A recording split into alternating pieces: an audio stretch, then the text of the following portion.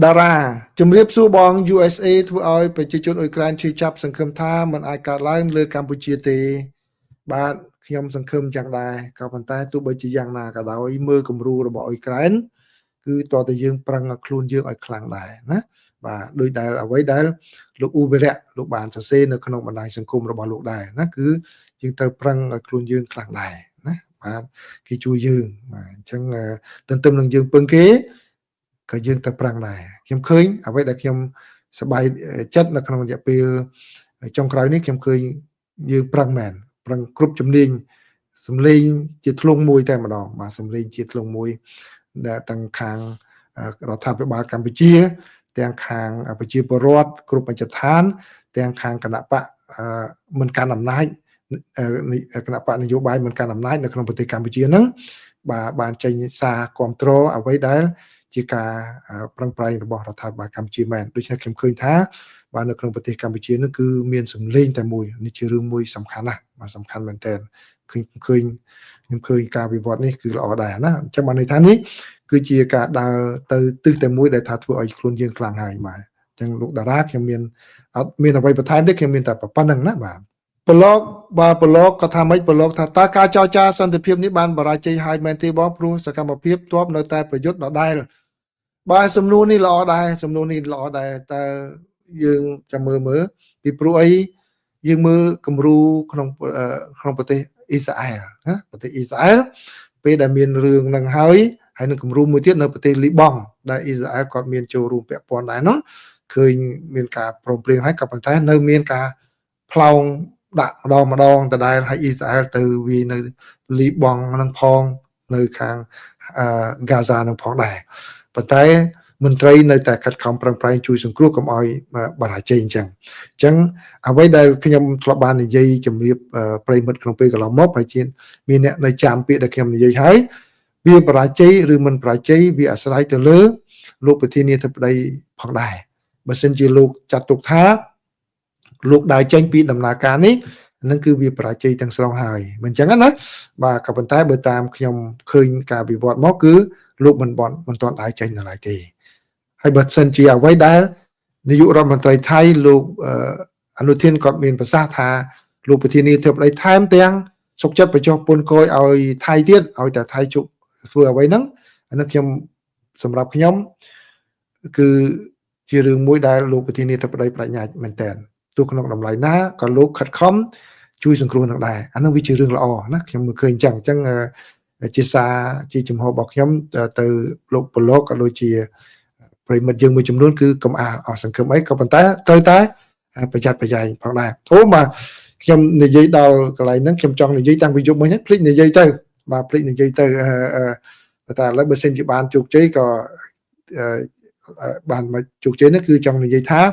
បានការអនុវត្តកិច្ចព្រមព្រៀងជួបបាញ់គ្នាហ្នឹងក៏វាល្អណាក៏ប៉ុន្តែក៏ត្រៀមផងដែរគឺសម្រាប់ថ្ងៃក្រោយទៅពីព្រោះខ្ញុំឃើញការប្រយុទ្ធគ្នានៅពេលនេះគឺធ្វើតែនៅពេលថ្ងៃទេនៅពេលថ្ងៃណាក៏ប៉ុន្តែលទ្ធភាពនៃការអាចនឹងប្រតិបត្តិការនៅពេលយប់ហើយជាអាចនឹង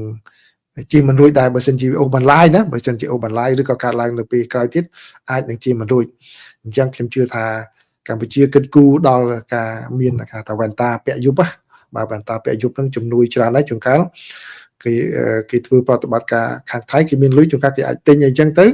បាទគេធ្វើពេលយប់មកបើយើងមានអានឹងទៀតអានឹងល្អដែរខ្ញុំជឿថាប្រហែលជាមានដែរប៉ុន្តែគេការសម្ងាត់យោធាគេមិនឲ្យនិយាយប៉ុន្តែគាត់ខ្ញុំនិយាយលើសមុនបន្តិចទៅដើម្បីជាជំនួយស្មារតីឲ្យប្រិមិត្តយើងផងដែរហើយបើមានអ្នកណារីលុយអីនៅស្រុកអ៊ុយក្រែនគេទូទាគេរីលុយទិញអានឹងឲ្យណានៅអ៊ុយក្រែនគេមានរីលុយទិញដ្រូនទិញឲ្យកងទ័ពគេណាបាទប៉ុន្តែយើងវាប្រហែលជាមិនទូទាដល់ប៉ុណ្ណឹងបាទខ្ញុំគ្រាន់តែនឹកឃើញវាចំណុចហ្នឹងឯងពីព្រោះខ្ញុំមើលរយៈពេល5ថ្ងៃហ្នឹងមកដូចខ្ញុំពិនិត្យមើលទៅឃើញតែមានពេលចាប់ផ្ដើមរៀងយប់បន្តិចបាទយប់បន្តិចប៉ុន្តែវាមិនយប់ពាក់កណ្ដាលយប់ម៉ោង1ម៉ោងអីចឹងទេបាទហើយបទពិសោធន៍នៅក្នុងរឿងនៅអ៊ីរ៉ង់នៅសំទោសនៅអ៊ីស្រាអែលនៅអ៊ុយក្រែនហ្នឹងគឺមានការបើកការប្រតិបត្តិការពេលយប់អីយ៉ាងដែរបាទអញ្ចឹងអ្នកណាមានឧបករណ៍ហ្នឹងគាត់មានផលប្រយោជន៍ណាបាទអាហ្នឹងលក់ស្រួលទេនៅ នៅអាមេរិកនឹងលក់ថោកមែនតើបាទថោកមែនតើខ្ញុំថ្ងៃមុនខ្ញុំទៅមើលកន្លែង gun show កន្លែងគេពីពណ៌កាភ្លើងគេហ្នឹងបាទអា smell ហ្នឹងអីហ្នឹងគេលក់គឺជាប្រមាណក្នុង$200មួយបាទថោកដែរខ្ញុំថាបាទប៉ុន្តែជួនកាត់ទិញតាមយោធាថ្លៃវិញប៉ុន្តែលក់ឯកជនអញ្ចឹងថោកឃើញគេលក់នៅកន្លែង gun show ហ្នឹងខ្ញុំទៅមើលទៅឃើញគេឲ្យសាកមើលទៅអូបាទវានឹងវា hit វាចាប់កម្ដៅពេលដែលយើងមើលពេលយប់ឃើញមនុស្សដើរចូលមកហើយបច្ចេកវិទ្យាទំនើបដែលគេលក់ឲ្យ civil ហ្នឹងគឺមើលច្បាស់មែនប៉ុន្តែបច្ចេកវិទ្យាសម្រាប់យោធាប្រើរបស់អាមេរិកប្រហែលជាអាចច្បាស់ជាងនឹងទៀតបាទនិយាយចំជ្រុលទេបាទចឹងអរគុណច្រើនប្រិមិត្តឡើយសូមសំណួរមួយចុងក្រោយទៀតចុះចុងក្រោយទៀតគឺសេឡាគុណសេឡាបាទបងកំសែងតើនៅពេលចប់សង្គ្រាមអាចនឹងមានការទូទាត់សងលើការខូចខាតហេដ្ឋារចនាសម្ព័ន្ធស៊ីវិលដែរឬទេដូចជាស្ពានសាលារៀនមន្ទីរពេទ្យវត្តអារាមជាដើមសម្រាប់ភាគីទាំងសងខាងបើមានឬមិនមានដោយដែលខ្ញុំបានជម្រាបជូននៅក្នុងកម្មវិធីកាលពីព្រឹកមិញណាព្រឹកមិញអញ្ចឹងនៅសហរដ្ឋអាមេរិកបាទឬក៏បាទម្សិលមិញមិនព្រឹកមិញម្សិលមិញព្រឹកមិញអត់បាននិយាយទេម្សិលមិញនៅក្នុងកម្មវិធីបច្ចុប្បន្នភាពអាមេរិកហ្នឹងគឺតាមប្រសាសន៍របស់លោកមេធាវីសុកសំអឿនណាបងសំអឿនក៏ថា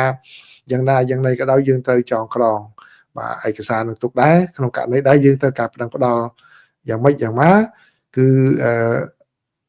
យើងមានឯកសារនៅក្នុងដៃយ៉ាងណាអញ្ចឹងយើងចូលរួមចងក្រងឯកសារទាំងអស់គ្នាជាពិសេសអ្នកដែលអាចមានលទ្ធភាពជួបជនរងគ្រោះជនអីហ្នឹងគាត់ខូចខាតអីហ្នឹងជួយចងក្រងឯកសារនឹងទុកទៅអ្នកសារព័ត៌មានអីហ្នឹងបាទទៅសម្ភាសជនរងគ្រោះជនអី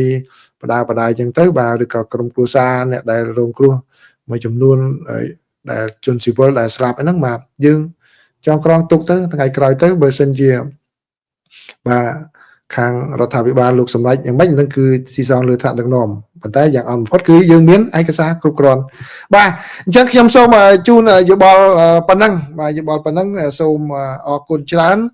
ប្រិយមិត្តទាំងអស់គ្នាគឺមិនបាននៅឆ្លើយសំណួរបានច្រើនទេណាបាទដោយសារខ្ញុំបញ្ញាប់ទៅក្រៅដែរអញ្ចឹងសូមអរគុណមែនទែនហើយយើងនឹងតាមដានមើលទាំងអស់គ្នាតើការវិវត្តនឹងទៅជាយ៉ាងណារវាងកម្ពុជានិងថៃហើយអ្វីដែលល្អខ្ញុំនិយាយជាលើកទី2គឺលោកប្រធានាធិបតីហើយនឹងក្រុមការងាររបស់លោកបាទនៅបដិញ្ញាចិត្តអញ្ចឹងរហូតដល់លោកថាឲ្យអនុញ្ញាតឲ្យរដ្ឋមន្ត្រីការបរទេសឬក៏នាយករដ្ឋមន្ត្រីទូរស័ព្ទទៅលោកដោយផ្ទាល់តែម្ដងហ្នឹងបាទគឺជារឿងមួយល្អដែរ